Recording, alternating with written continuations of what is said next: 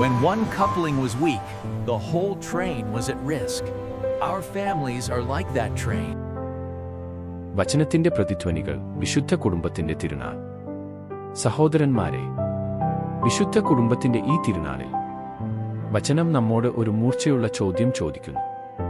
ആരാണ് കരുതുന്നത്? ക്ഷമ കുറയുമ്പോൾ ആരാണ് കുട്ടികളെ യഥാർത്ഥത്തിൽ പരിപാലിക്കുന്നത്? ശക്തി നഷ്ടപ്പെടുമ്പോൾ ആരാണ് പ്രായമായ മാതാപിതാക്കളെ യഥാർത്ഥത്തിൽ പരിപാലിക്കുന്നത്? ഒരു കുടുംബം നിശബ്ദമായി തകരാൻ തുടങ്ങുമ്പോൾ ആരാണ് യഥാർത്ഥത്തിൽ ശ്രദ്ധിക്കുന്നത്? തിരുവെഴുത്തുകളുടെ ഉത്തരം ലളിതവും ആവശ്യപ്പെടുന്നതുമാണ്. വിശുദ്ധ കുടുംബങ്ങൾ കരുതുന്നു. സുവിശേഷം നമ്മുടെ മുമ്പിൽ വയ്ക്കുന്നു. ജോസഫ്, ശക്തനായ ഒരു മനുഷ്യൻ, ശക്തനായ ഹൃദയം. സുവിശേഷങ്ങൾ ഒരിക്കലും അവന്റെ വാക്കുകൾ രേഖപ്പെടുത്തുന്നില്ല, പക്ഷേ അവ അവന്റെ അനുസരണം ഓർക്കുന്നു. അവൻ ശ്രദ്ധിക്കുന്നു, അവൻ എഴുന്നേൽക്കുന്നു, അവൻ നീങ്ങുന്നു. മറിയെ നിന്റെ ഭാര്യയായി സ്വീകരിക്കാൻ ഭയപ്പെടേണ്ട. ജോസഫ് അവളെ സ്വീകരിച്ചു. എഴുന്നേൽക്കൂ, കുഞ്ഞിനെയും അമ്മയെയും കൂട്ടി ഈജിപ്തിലേക്ക് ഓടിപ്പോകുക. ജോസഫ് രാത്രിയിൽ എഴുന്നേറ്റു. എഴുന്നേൽക്കൂ, കുഞ്ഞിനെയും അമ്മയെയും കൂട്ടി ഇസ്രായേലിലേക്ക് മടങ്ങുക. ജോസഫ് പോകുന്നു. അവൻ മുഴുവൻ ഭൂപടവും ചോദിക്കുന്നില്ല. അടുത്ത പടി മാത്രമേ അവൻ ലഭിക്കുകയുള്ളൂ. അത് മതി. അവൻ തന്റെ പണിപ്പുരയിൽ നിന്ന് പുറത്തു പോകുന്നു. അവന്റെ തെരുവുകൾ, അവന്റെ സുരക്ഷ. അവൻ ഒരു മറഞ്ഞിരിക്കുന്ന ദൗത്യത്തിലേക്ക് കാലെടുത്തു വയ്ക്കുന്നു. യേശുവിന്റെ കാവൽക്കാരൻ, മറിയുടെ സംരക്ഷകൻ. വചനത്തിന്റെ ആദ്യ പ്രതിധ്വനി ഇതാണ്. ആരെങ്കിലും ദൈവത്തെ അവരുടെ പദ്ധതികളെ തടസ്സപ്പെടുത്താൻ അനുവദിക്കുമ്പോൾ ഒരു വിശുദ്ധ കുടുംബം ആരംഭിക്കുന്നു.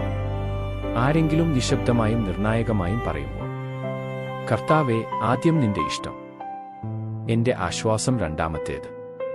പിന്നെ വചനം സിറാച്ചിലൂടെ നമ്മിലേക്ക് തിരിയുന്നു. നിങ്ങളുടെ പിതാവ് വൃദ്ധനാകുമ്പോൾ അദ്ദേഹത്തെ പരിപാലിക്കുക. അദ്ദേഹത്തിന്റെ മനസ്സ് തളർന്നാലും പരിഗണനയുള്ളവരായിരിക്കുക.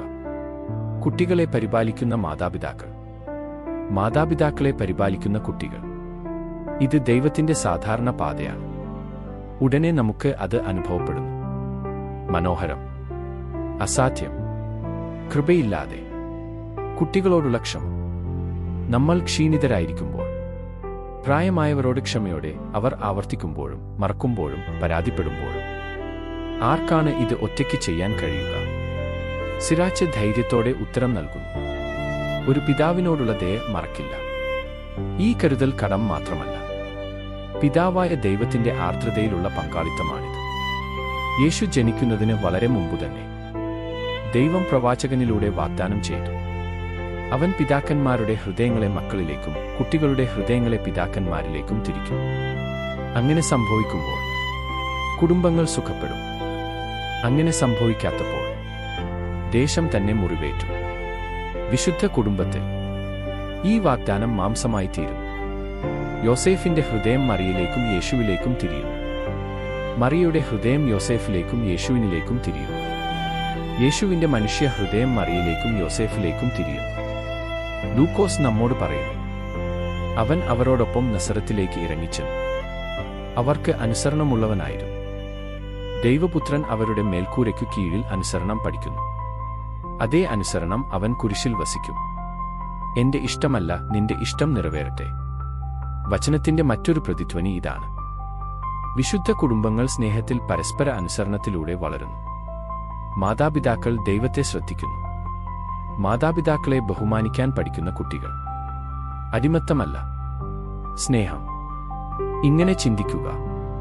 ഒരു എഞ്ചിന് ഒരു നീണ്ട തീവണ്ടി കുത്തനെയുള്ള കുന്നിൻമുകളിലേക്ക് ഒറ്റയ്ക്ക് വലിക്കാൻ കഴിയില്ല. അത് വഴുതിപ്പോകുന്നു. അത് സ്തംഭിക്കുന്നു. അതിനാൽ എഞ്ചിനുകൾ ഒരുമിച്ച് ചേർക്കുന്നു. ഒരാൾ ദുർബലമാകുമ്പോൾ മറ്റുള്ളവർ വലിക്കുന്നു. കുടുംബങ്ങൾ ആ തീവണ്ടി പോലെയാണ്. ഒരാൾക്ക് എല്ലാം വഹിക്കാൻ കഴിയില്ല. എന്നാൽ ഭർത്താവും ഭാര്യയും, മാതാപിതാക്കളും കുട്ടികളും, മുത്തശ്ശിമാരും കൊച്ചുമക്കളും ക്രിസ്തുവിൽ ഒരുമിച്ച് ചേർക്കപ്പെടുമ്പോൾ ഭാരം പങ്കിടപ്പെടുന്നു. ഒരാൾ ക്ഷീണിതനായിരിക്കുമ്പോൾ മറ്റുള്ളവർ കുറച്ചുകൂടി കൂടുതൽ വലിക്കുന്നു. കുടുംബങ്ങൾ ജീവിതത്തിന്റെ കുത്തനെയുള്ള ചരിവുകൾ കയറുന്നതും ലക്ഷ്യസ്ഥാനത്ത് എത്തുന്നതും ഇങ്ങനെയാണ്. ദൈവം ഒരുക്കിയിരിക്കുന്നു. അങ്ങനെ വചനം മൂർത്തമാകുന്നു. ഈ ആഴ്ച ഒറ്റയ്ക്ക് യാത്ര ചെയ്യരുത്. മാതാപിതാക്കൾ എല്ലാം നിശബ്ദമായി കൊണ്ടുപോകുന്നതിനു പകരം സഹായം ചോദിക്കുക. കുട്ടികൾ, ചോദിക്കപ്പെടുന്നതിന് മുമ്പ് സഹായം വാഗ്ദാനം ചെയ്യുക. ഒരു കുടുംബം എന്ന നിലയിൽ ഒരു കൂട്ടുകെട്ട് തിരഞ്ഞെടുക്കുക. ഒരുമിച്ച് ഒരു പ്രാർത്ഥന, ഫോണുകളില്ലാതെ ഒരു ഭക്ഷണം, ഒരു സത്യസന്ധമായ സംഭാഷണം. സഭ കുടുംബത്തെ ഗാർഹിക സഭ, ഒരു ചെറിയ വിശുദ്ധ മന്ദിരം എന്ന് വിളിക്കുന്നു. അവിടെ ക്രിസ്തു സ്നേഹിക്കപ്പെടുകയും സേവിക്കപ്പെടുകയും ദൃശ്യമാക്കപ്പെടുകയും ചെയ്യുന്നു. കുടുംബം പോകുന്നതുപോലെ സഭയും പോകുന്നു. ലോകം അങ്ങനെ പോകുന്നു.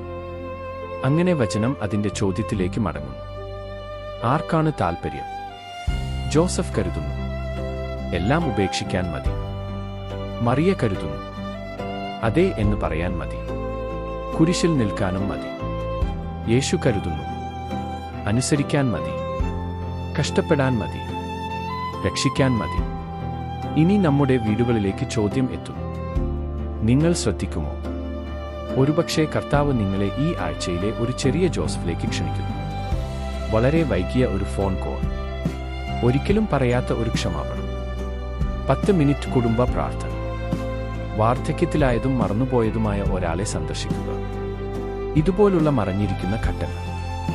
സാധാരണ കുടുംബങ്ങൾ വിശുദ്ധ കുടുംബങ്ങളായി മാറുന്നത് എങ്ങനെയാണ്? നമുക്ക് പ്രാർത്ഥിക്കാം. കർത്താവായ യേശുവേ, ഞങ്ങളുടെ കുടുംബങ്ങളെ അങ്ങയുടെ വിശുദ്ധ കുടുംബത്തിന്റെ പ്രതിഫലമാക്കുക. ജോസഫിന്റെ അനുസരണവും മറിയയുടെ വിശ്വാസവും പിതാവിനോട് ഈ അതെ എന്ന് പറയാനുള്ള ധൈര്യവും ഞങ്ങൾക്ക് നൽകണമേ. ഹൃദയങ്ങളെ പരസ്പരം തിരിക്കുക. നിന്റെ സ്നേഹത്താൽ കരുതാൻ ഞങ്ങളെ പഠിപ്പിക്കുക. അങ്ങനെ ഞങ്ങളുടെ വീടുകൾ നീ സ്നേഹിക്കപ്പെടുകയും ദൃശ്യമാക്കപ്പെടുകയും ചെയ്യുന്ന ചെറിയ പള്ളികളായി മാറും. ആമേൻ.